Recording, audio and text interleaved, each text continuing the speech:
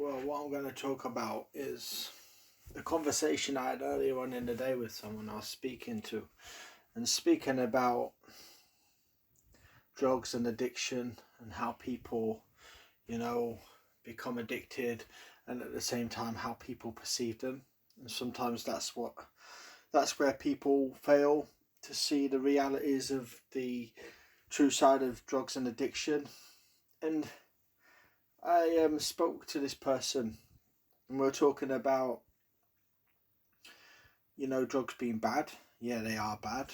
And some people go down that pathway and that's how they have to learn.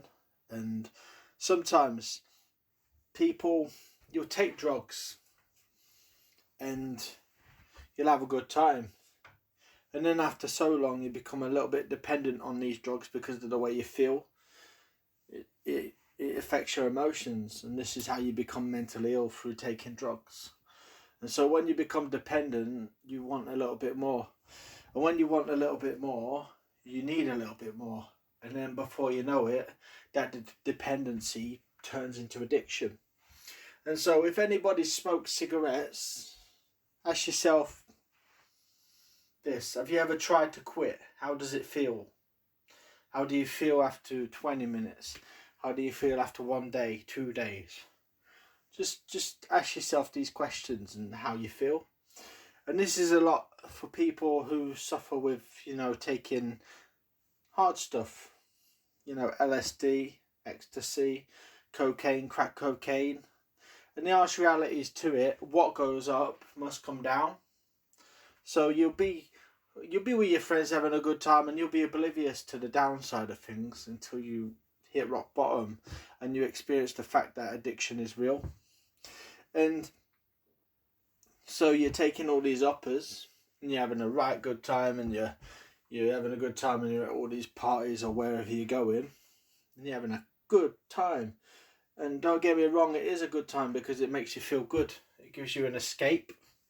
For whatever reason you're taking that drug, it makes you feel good, and there's always a reason to taking it. And the harsh realities to it: there's more than just what's in front of you. It's psychological. Everything influences us, from our family relationships, to our school relationships, to our friends and our peer pressures, to the outside pressures of social situations. And sometimes when your anxieties affect you and you're busy growing up and you've got no one to speak to and no one who wants to listen to you and give you the right response, then you're going to take some and you're going to escape with it. And there's many different reasons to it. It's just that people don't want to talk about the hard subjects because they're scared of the harsh realities. In today's world, we're not allowed to talk about emotions, and at the same time we're not allowed to talk about addictions, but really you should be talking about these things to your children. And to me, that is the sign of good parenting. But if you don't talk about these things, then I totally get that, and I'm not here to judge you. I'm just telling you this is my way of looking at it from my own personal experiences, and I'll never change. And the way I see it is, if you're trying to tell me I'm wrong in what I'm saying right now, it's going to go in one ear and out the other. So we might as well not have the conversation. And I just wanted to, ask yourself a question. When you're walking down the high street and you're around all these people and you're busy going to the shops and buying what you want when you want, and the stresses are around you, and you see a homeless person and they look you in the eyes, and there's obviously a lot of pain there, but they ask you, do you have any spare change? Do you have any money? Do you have any food? Can you buy me this, please? What do you see?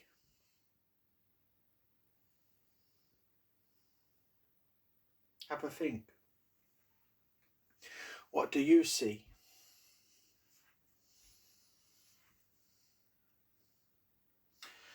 What I see is that in today's world, you've got someone asking you for money, and it's a cry for help, and this is a homeless person.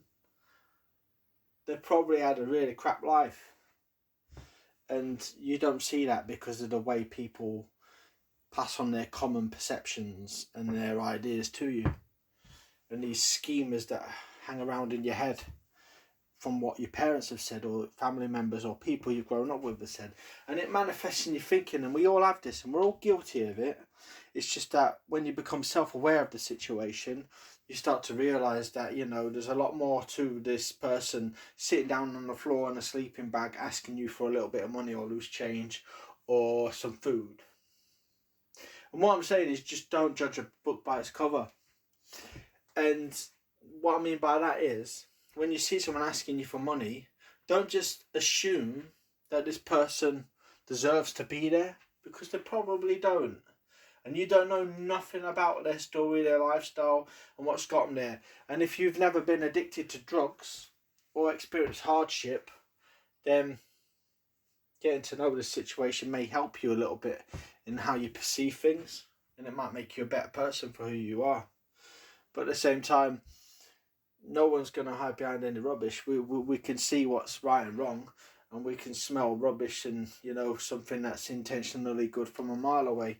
And these people can see it too. So they're not blind to how you look at them and what you're thinking. It's just that they're in a bad situation. And you don't know how they've been brought up, what their life situation's been, what they've gone through, and why they're in this situation. So don't judge. And the harsh reality is to it, yeah, you don't expect somebody to ask you for money in broad daylight in the street, or some loose change, or some food. And the harsh reality is to it, there's risks everywhere you go, and you have to protect yourself at all times. Even with your family, even with your work colleagues, even with your schoolmates, even with the kids in the park. Even when you're in Parliament, when you walk in and out of Parliament, there's always risks around you. And you've always got to be aware of the risks. And if you're aware of things, then you're more aware of what you're doing and where you're going. And at the same time, all I'm saying is, when you see a homeless person and they're asking you something, don't just assume that they deserve to be in that situation, because that's a sign of your true character, if that's what you think. And to me, if somebody says that someone deserves to be in that situation, I don't think you're intentionally good with what you're saying. I think if you don't know anything about that situation, you're best off just saying no, keeping your mouth shut, and carrying on with your day. Because people want empathy, not sympathy. We need to, you know, try and speak to people properly, treat people right. And nobody wants sympathy, you know, patting them on the head saying they're sorry, like a sad dog that needs some water because it's a hot day. Nobody wants that. That's disrespectful itself. So be mindful how you come across to people and talk to people, and just be real. Don't judge. And if you are prepared to judge, then, you know, be prepared to try and figure out what someone's story is before you make a perception of them. Because if someone was to judge you, how would you like it? Exactly. And it's not them against us or us against them. It's just the fact that real things happen in the world, and we need to be aware of it, because people deserve to be treated right, and people, you know, deserve to listen to and thought of in the right way. And it's just an idea just to help you think properly, and that's just my way about going about business. And sometimes when you're in that situation, if somebody can just, you know, speak to you properly, treat you right, it makes a difference to their day, because we've all got emotions and we all have to deal with them. And, you know, we need to start trying to treat people better from time to time. It's just an idea I wanted to speak to you about today. Okay, don't judge a book by its cover. Show empathy, not sympathy. And ask yourself this one question. What do you see when you see a homeless man in the street asking you for money? Thank you.